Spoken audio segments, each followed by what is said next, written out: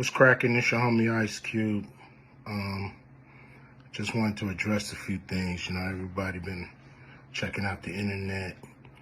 My man KATT Williams. You know, first of all, I just want to say, you know, we shot that movie over 20 years ago. So, you know, people have different perspectives, and it's been a long time. I also want to say, you know, every comedian that I've worked with, every comedian that I've put in a movie, I only put them in the movie because I thought they was funny. I thought they was perfect for the part. I tried to put them in a position to win. That's what it's all about, you know. I don't, you know, I look at from, you know, Chris Tucker and Bernie Mac and Mike Epps, KATT Williams, you know, Ricky Smiley, Michael Blackson, Cedric, Kevin Hart. You know, all these guys I know are funny as hell. You know, I didn't discover them. You know, they were doing their stand-up or doing their thing, and I knew that they were great and that they could act, and that, you know, if I have an opportunity, I was going to give them an opportunity. You know, to me, that's what it's all about. You know, as far as, you know, specific things, you know, KATT was 100 on a few things. Most of what he was saying, a couple of things, you know, I just want to clarify. When we bring in a new, you know, comedian, we do have them try out for different roles. So Ricky did give Money Mike a shot. But when we saw him and, you know, we kind of saw how he moved and how he was, you know, auditioning, we decided that he would be a better, you know, Santa Claus, which was, to me, the perfect casting. When we saw Mike, damn, I call him Money Mike. When we saw KATT, you know, when I saw him, I just knew that he was perfect for Money Mike. And, you know, KATT, you know, said he wrote his role, which, I mean, the role was written, but he enhanced it. This is why KATT was so dope in the movie. You know, Money Mike had a small role, you know, about as big as the Santa Claus role, but when we start filming, he was giving us such magic that we kept expanding his role, giving him more to do because he was on point. You know, when we shoot these movies, you know, for one, the scripts are fire, or they wouldn't even do it. The scripts are laugh out funny. But we shoot the script, but once we get what we need from the script, we let the comedians ad-lib, riff, you know, play with the words, do their thing. You know, we give them a take where they can, or 2, 3 takes where they can go off and do what they feel. You know, sometimes it makes the movie, sometimes it don't. You know, when somebody gives you jewels, you want to try to make sure that makes the movie. So in the movie, there's second thing I want to clear up. It was never, I would never shoot a rape scene in a movie, especially like Friday, where you actually see this happening on camera.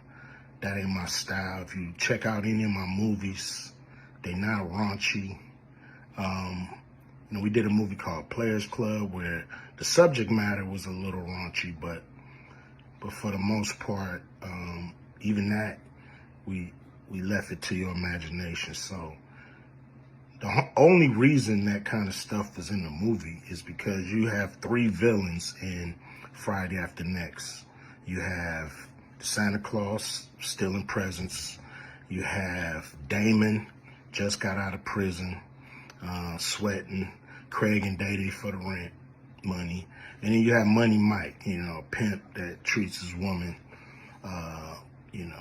like a property. So Craig is always fighting the villains in the movie, from the Joker brothers to Debo.